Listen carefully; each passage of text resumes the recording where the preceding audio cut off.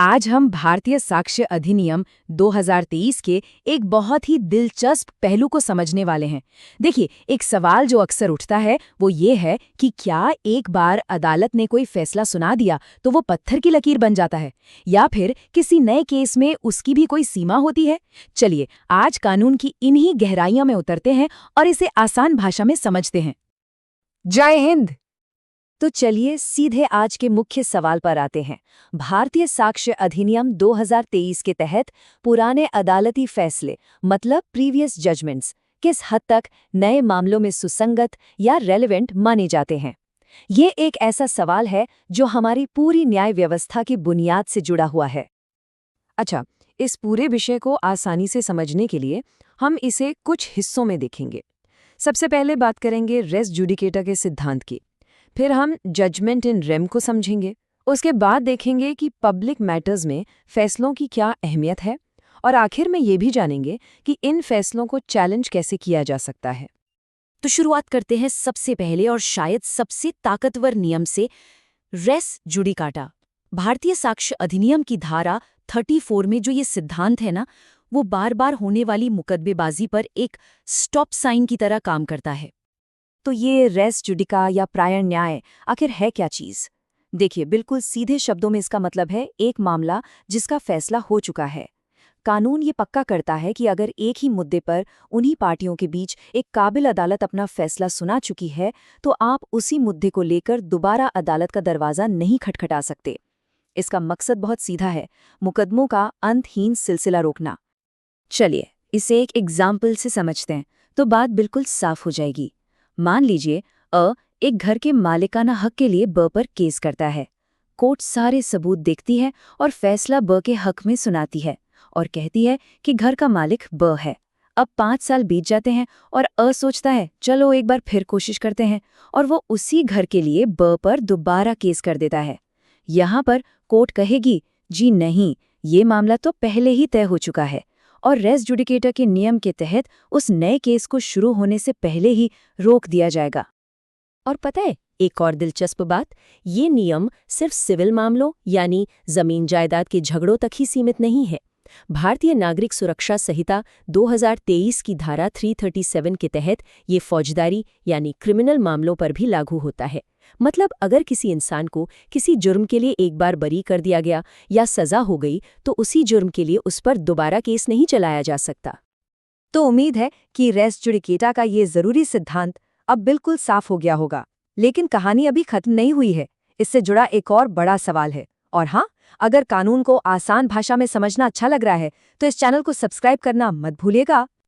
अच्छा, एक सवाल जो अक्सर लोगों के मन में आता है, क्या एक सिविल कोर्ट का फैसला क्रिमिनल कोर्ट में सबूत माना जाएगा, या इसका उल्टा हो सकता है, मतलब क्रिमिनल कोर्ट का फैसला सिविल कोर्ट में? इसका जवाब हमें कश्यप बनाम एम्परर 1945 के एक बहुत पुराने और महत्वपूर्ण केस से मिलता है।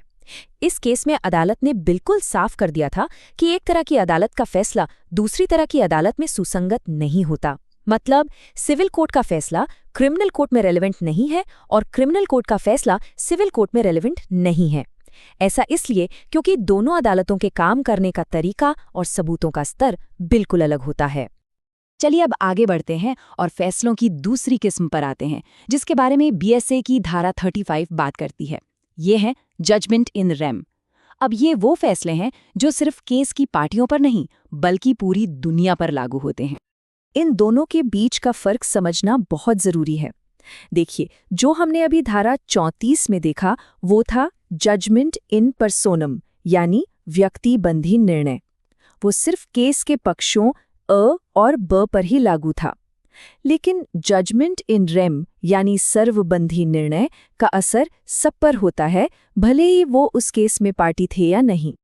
तो सवाल उठता है कि ऐसे कौन से फैसले हैं जो पूरी दुनिया पर लागू होते हैं? क्या हर फैसला ऐसा होता है? नहीं, कानून ने इसकी एक खास लिस्ट दी है। धारा 35 के मुताबिक ये 4 तरह के मामले हैं।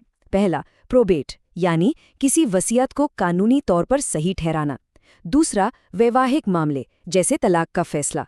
तीसरा, समुद्रिक मामले। और चौथा, दिवालियापन से जुड़े फैसले। इन मामलों में अदालत का फैसला सबके लिए एक सच्चाई बन जाता है। लेकिन यहाँ भी एक पेंच है। बिहार राज्य बनाम राधाकृष्ण सिंह 1988 के केस में सुप्रीम कोर्ट ने ये साफ किया कि हर फैसला इन रेम नहीं होता। इस मामले में एक शख्स की मौत बिना किसी वारिस के हो गई थी और उसकी प्रॉपर्टी को सरकार जब्त कर रही थी। तो अदालत ने कहा कि ये जो घोषणा है ये जजमेंट इन रेम नहीं है और इसे धारा 35 के तहत सबके लिए बाध्यकारी नहीं माना जा सकता। ओके, अब आते हैं हमारी तीसरी कैटेगरी पर।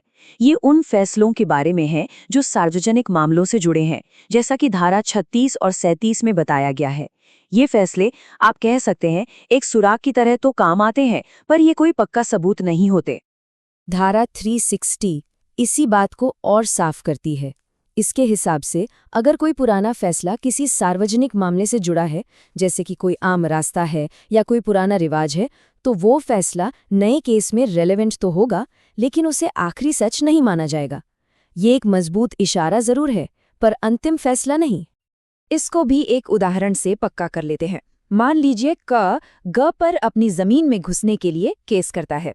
ग अपना बचाव करते हुए कहता है कि वहां से तो एक पब्लिक रास्ता गुजरता है और कोर्ट उसकी बात मान लेती है। कुछ साल बाद क उसी जमीन पर ख को पकड़ लेता है और उस पर केस करता है। ख भी यही कहता है कि अरे यहाँ तो पब्लिक रास्ता है। अब यहाँ पर ग वाला जो पुराना फैसला है वो रेलेवेंट तो है, लेकिन क के पास अब भी मौका है कि वो नए सबूत पेश करे और ये साबित कर दे कि वहाँ कोई पब्लिक रास्ता नहीं है। मतलब पिछला फैसला एक मजबूत सबूत है, पर 100% पक्का नहीं। और फिर आती है धारा 37, जो एक तरह से एक डिफ़ॉल्ट रूल है। ये कहती है कि कोई भी ऐसा फैसला या आदेश जिसका जिक्र धारा 34, 35 या 36 में नहीं है, उसे इर्रेलेवेंट माना जाएगा। मतलब वो किसी काम का नहीं है। बस एक ही सूरत में वो काम आ सकता है, अगर उस फैसले का होना या न होना ही केस का मुख्य मुद्दा बन जाए।